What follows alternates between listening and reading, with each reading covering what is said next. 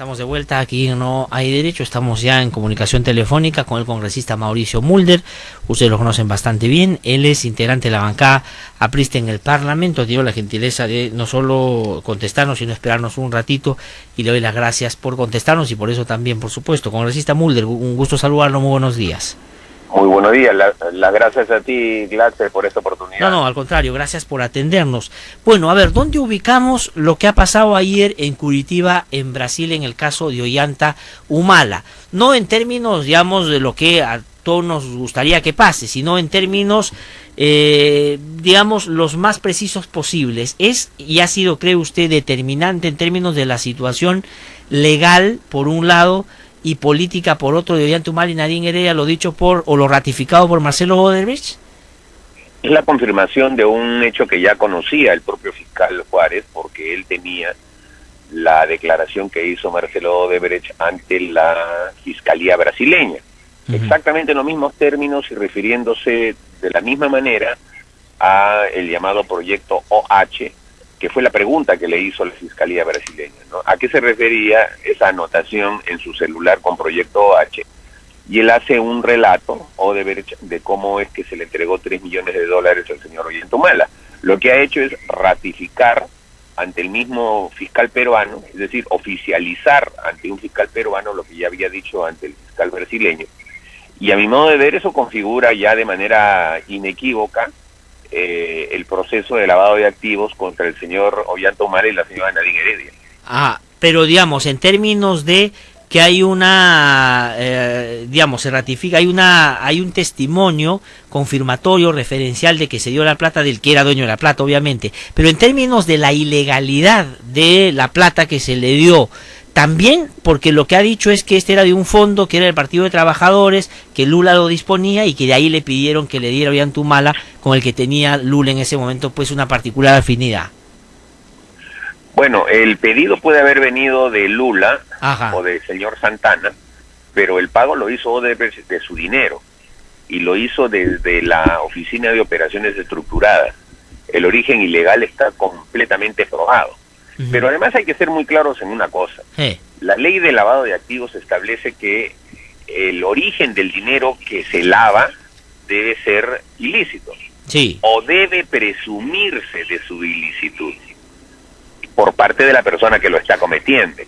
Y si una persona va y lleva una mochila con $3 millones o lleva varias en partes y lo hace en efectivo sin utilizar el sistema bancario, además, sin que la persona que lo recepcione lo ingrese formalmente dentro de las cuentas del partido político, es evidente que está presumiendo su ilicitud y por lo tanto está perfectamente configurado el delito de lavado de activos. Claro, sí, porque eso es verdad, porque no se requiere probar el delito de lavado de activos es un delito autónomo, pero se tiene que hacer referencia a de dónde vino, no se tiene que probar efectivamente. Pero entonces, incluso, mira, ahí puede haber un debate porque en el momento en el que se establece la autonomía del delito de lavado de activos, estamos hablando del 2014, y probablemente pues Ollanta Humala vaya a alegar que se debe aplicar la ley que más lo favorece, que es la del 2010 o 2011, que es donde aparentemente ocurrieron los hechos. Pero aún en ese supuesto, la ilicitud también es presumible. Dice claramente, allí el texto de ambos dispositivos es muy parecido, que la ilicitud también debe presumirse por parte del receptor.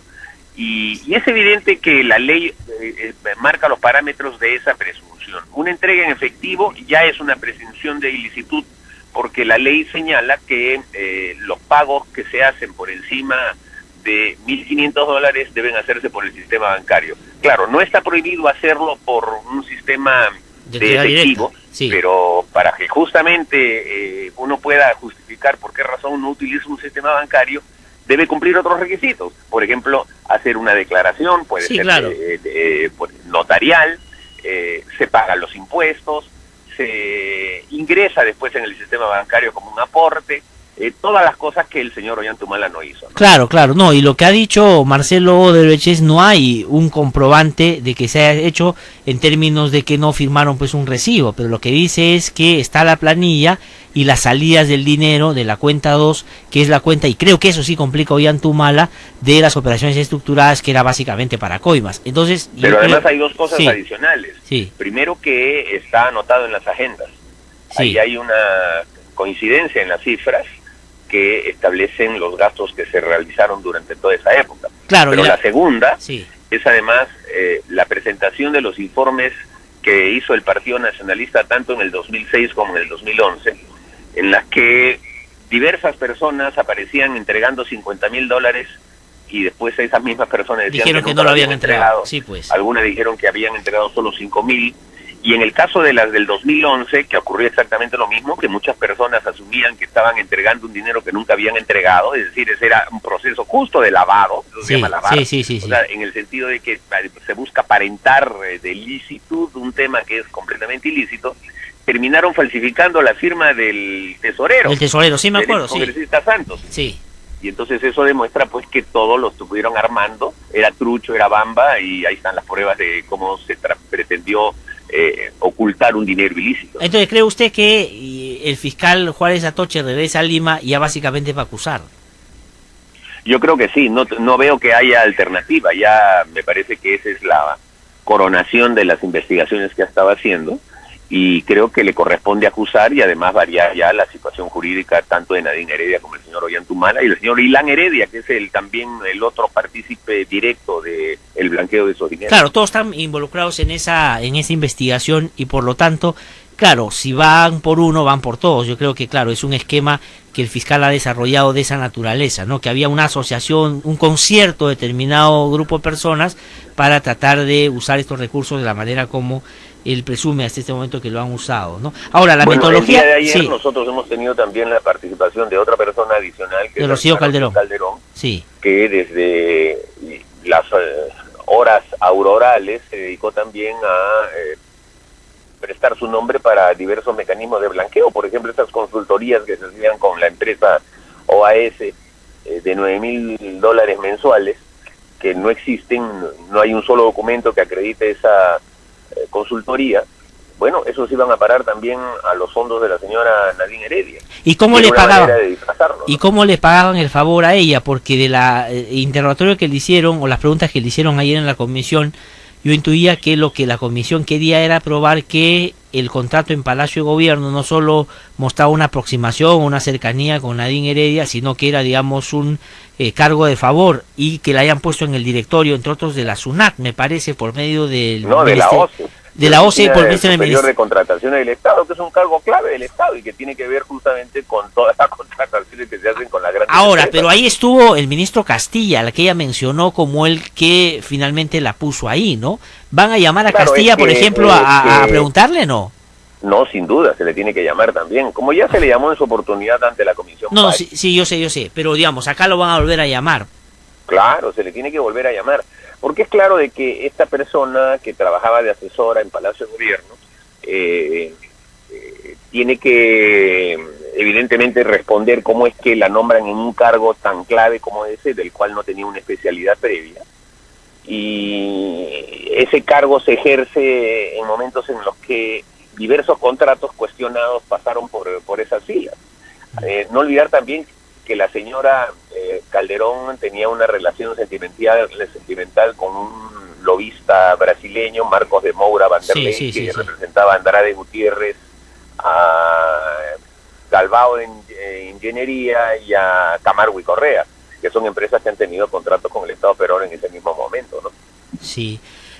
Congresista Mulder, y claro, estaba leyendo ahorita las declaraciones o digamos, lo que se dice había declarado Marcelo Odebrecht ayer, y la metodología de la transferencia del dinero ilegal era a través de este publicista Valdemir Garreta, que a la vez dice que servía esa plata para pagarle a Fabre. Es lo mismo que aparecía en el caso Moreno, por ejemplo, en el Callao también, que digamos el tránsito servía para, entre otros, pagar al publicista que se hacía cargo de la carpeta del candidato en ese momento que estaba participando de las elecciones. Parece que ahí es así, digamos, la forma, ¿no? O sea, es un papel importante que han cumplido estos publicistas, digamos, que eran como el aporte de los brasileños a las campañas. Bueno, Garreta y Fabre eran socios en una empresa claro. que se dedicaban específicamente a ese tema, al de asesorar a todo aquel que le pagara. No eran ni de derecha, ni izquierda, ni nada, eran simplemente adoradores del dinero. Y quien le pagaba más, ellos iban y le prestaban el auxilio que supuestamente era infalible.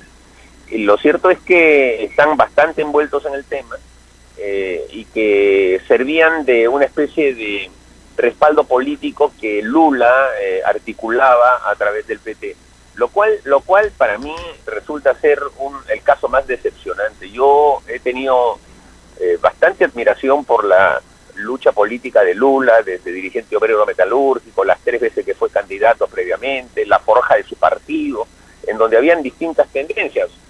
Yo recuerdo que cuando en el año 2004 hubo una conferencia del Internacional Socialista a la cual pertenece el APRA en Sao Paulo, el PT, que no es miembro del Internacional Socialista, ejerció de anfitrión y los dirigentes principales del PT buscaban tener una política de apertura bastante amplia e interesante para con lo que es la socialdemocracia, porque ellos incluso tenían una facción fuerte que provenía del trotskismo a la hora que fundaron el partido.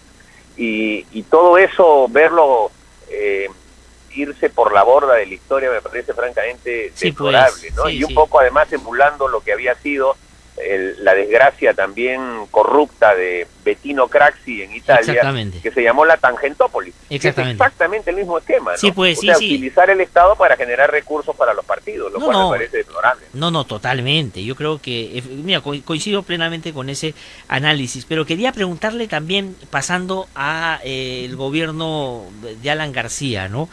Joao dos Santos ha dicho que Odebrecht fue muy insistente en pedirle el 2015 que fuera o se hiciera cargo de la campaña de Alan García en ese momento. Y si el esquema que estamos apreciando era que la vía de relacionarse de Odebrecht con determinados personajes eran los publicistas a los cuales, digamos, como delegaban una carpeta en un país para que asesoraran a quienes consideraban pues deberían ganar las elecciones, ¿por qué en ese caso no se aplicaría el mismo esquema? Bueno, probablemente hayan tenido la intención, ¿no? Alan García, a pesar de que no figuraba nada bien en las encuestas, todo el mundo decía que en cualquier momento podría suscitarse una sorpresa, ¿no? No se dio, pero en el momento de la campaña era una posibilidad. Pero en el caso nuestro, hemos estado nosotros curados de ese tipo de apoyos de empresas extranjeras, porque en el año 2001 tuvimos una experiencia, vinieron unos colombianos, tuvimos una reunión con ellos, nos quisieron vender un esquema supuestamente muy novedoso que nos pareció bastante simplista, y nos dimos cuenta que muchas de estas personas pululan y dan vueltas por América Latina más bien para engatusar a los que no saben de política. Y si algo sabemos nosotros era de política, y la verdad es que claro, tanto en la campaña del 2001 como en el 2006 nos dábamos cuenta de que por lo general extranjeros no chuntan tan claro sobre la idiosincrasia peruana pero eso, ese tipo de consejos. Pero eso en términos de la utilidad del aporte o del apoyo, en términos, digamos, de las estrategias que puedan traer o no. Pero aquí, digamos, lo que yo le pregunto es la voluntad de Odebrecht por pagarle eso a alguien que ayudara a Alan García, digamos, en mérito a que tendrían ellos que verse, no sé si obligados, pero con la voluntad expresa o extrema de buscarle a alguien que los asesore políticamente. O sea, ¿qué favor querían devolver? Lo cierto es que ahí está comprobado que la política que han llevado las empresas brasileñas estaba en la de asegurarse que el que ganara hubiera contado con el apoyo de ellos. Y creo que es la típica política de brindarle apoyo a todo mundo, o que todo el mundo le deba algo para que después, que cuando llegue, termine debiéndole. Pero Alan García, ¿por qué concretamente, congresista Mulder? ¿Por qué Alan García? Porque de verdad uno podría decir... No, eso es lo que se sabe, pero estoy seguro de que eso lo deben haber ofertado absolutamente a todas las demás campañas. No olvide usted, por ejemplo, que el señor Fabre terminó asesorando al señor César Acuña. Sí, es verdad. Entonces, es un poco como que tratar de envolver a todos para no tener pierde, ¿no? Sí, ahora entonces lo que eso significa, congresista Mulder, es que si bien es cierto, a Ollantumala le dieron 3 millones por gestión de Lula, del fondo que Lula disponía para estos fines, puede que Odebrecht, al margen de Lula, empezaba también a tratar de ir poniendo en otras campañas para tratar de asegurar en cualquier escenario tener la garantía para hacer lo que ya sabemos en algunos casos hizo. Ese fue un poco la metodología, y la comisión va a invitar, por ejemplo, a quienes, por ejemplo, estaban en los primeros lugares en las encuestas del 2011, sería bueno preguntarles directamente en la comisión, ¿no? A Keiko Fujimori, a Kuczynski, no me acuerdo quién más estaba en ese momento. ¿Los van a llamar, no? Bueno, salía Guzmán también. No, el 2011, el 2011, no, el 2011. Bueno, en el 2011 sí, efectivamente la segunda vuelta se definió entre Ollanta Humala y Keiko Fujimori, y estuvo a punto de pasar el señor Kuczynski. Claro. ¿No? ¿Van a llevarlos a ellos? En el caso nuestro no tuvimos candidatura. Recuerda tú que Mercedes Arauz renunció. Sí, pues. Sí. No, pero digo, estos otros candidatos los van a invitar a la comisión Lavallato, porque sería bueno, porque sin duda es una posibilidad, pero necesitamos un poco más de indicios de cómo es que pudieran haber llegado esos dineros. Y esos indicios creo que vienen sustantivamente de las propias declaraciones, no solamente de la gente de Odebrecht, sino de las demás empresas, cuya reserva se va a levantar dentro de poco. Sí, pues, en junio. Yo digo, si ya muchas cosas se han sabido de los aportes de campaña que han habido en el 2011 y en el 2016, bueno, ya se iría sabiendo también de las otras demás candidaturas, si es que hubo algunos dineros que se entregaron allí, porque no te olvides que casi todas las operaciones de la Oficina de Operaciones Estructuradas que ha manejado el señor Migliaccio, y que está preso en este momento en Suiza, casi todas se conocen. Sí. No, pero aquí... Porque el señor Migliaccio se ha acogido allá en Suiza a un proceso también de colaboración. Claro, pero aquí yo creo que hay elementos ya como para empezar a preguntar más en serio ese tema, porque lo de Humala demuestra de que dieron plata para campaña, y que se lo dieron a través de Lula y el fondo que tenía, porque había efectivamente seguramente una afinidad política en ese momento. Pero ¿qué razón habría para que solo conozcamos lo de Humala y no conozcamos lo de los otros partidos políticos? Eso es lo que pregunto, pues. No habría mencionado todavía los demás partidos políticos si es que les ha dado dinero. No, por eso digo, pues. ¿Y por qué no es que aparece, digamos, hasta... decir que a otros también probablemente le dieron? Si ya estaban a Joao Santana calentando la oreja para que asesore a Alan García, y a Ollanta Humala le pagaron directamente, ¿por qué pensar de que a los otros no hicieron ninguna gestión cuando había otros que más posibilidades tenían de ganar? Es una posibilidad, pero no olvides tú que ellos le dan a todo mundo. Por ejemplo, si le dieron a la señora Ana María Romero en su condición de secretaria ejecutiva de la ONG de Toledo, pueden haberle dado a otros ONG también.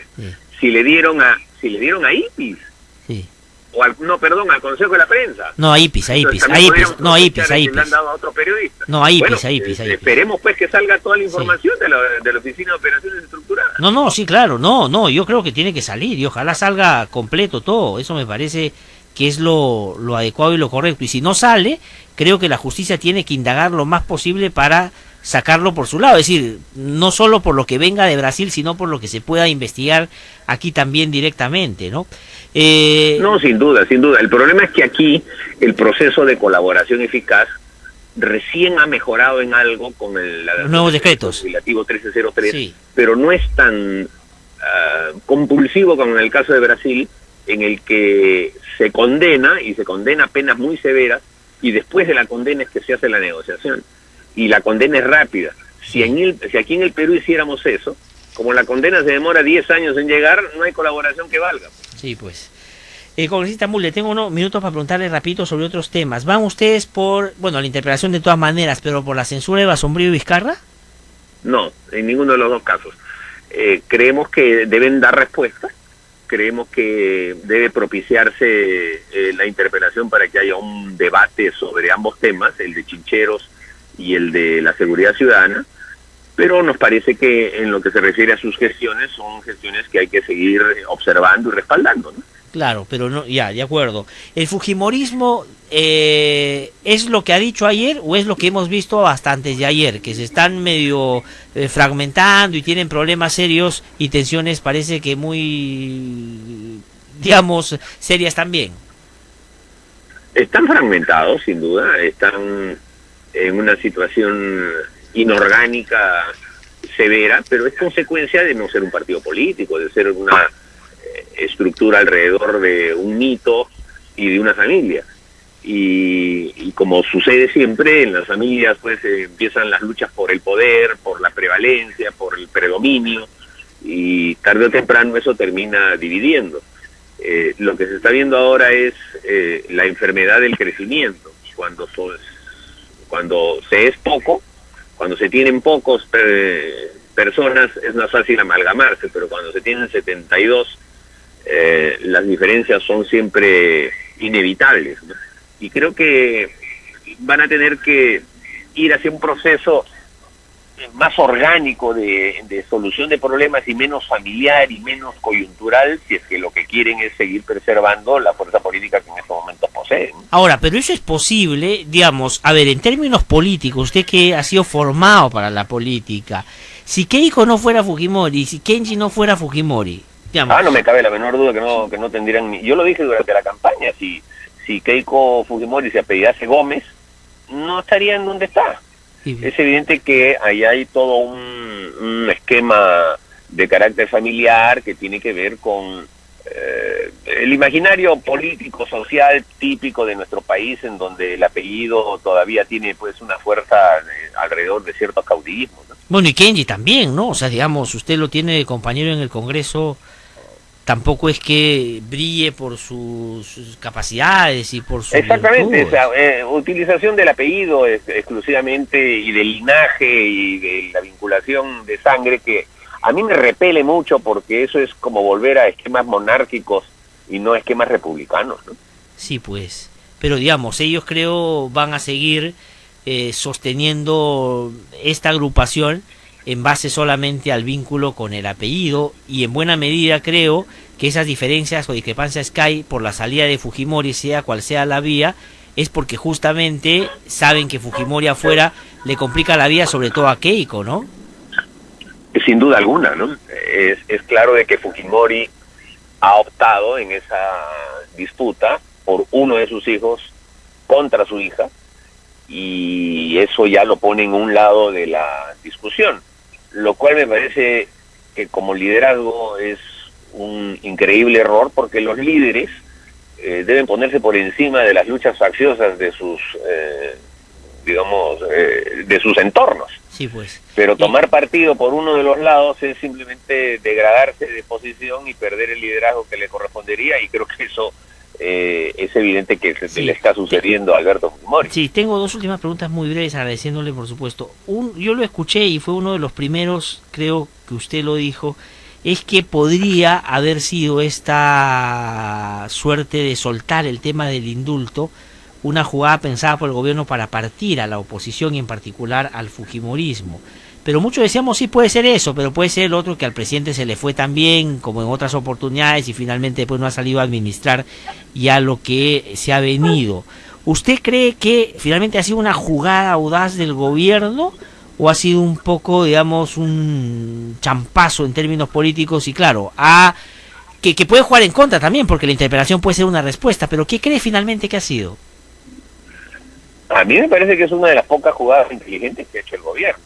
Le ha pasado la pelota al Congreso del tema del famoso indulto y ha propiciado con eso una división, ha profundizado la división al interior del sistema, ha hecho que el señor Kenji Fujimori desafíe a su bancada en la propia sesión de la Comisión de Justicia y ha obligado a que su bancada no acepte pues el desafío y se lo rechace, y ha dejado pues heridas abiertas.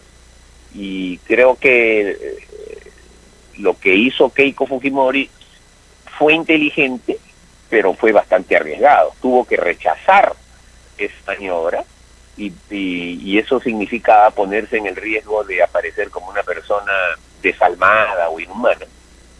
Y sin duda es un riesgo alto de la política, pero no tenía alternativa. Sí, pues. Porque si pisás palito y sacaba la norma, lo que iba a ocurrir es que iba a perder políticamente, porque iba a quedar demostrado de que se estaba utilizando el cargo político para un favorecimiento de carácter personal.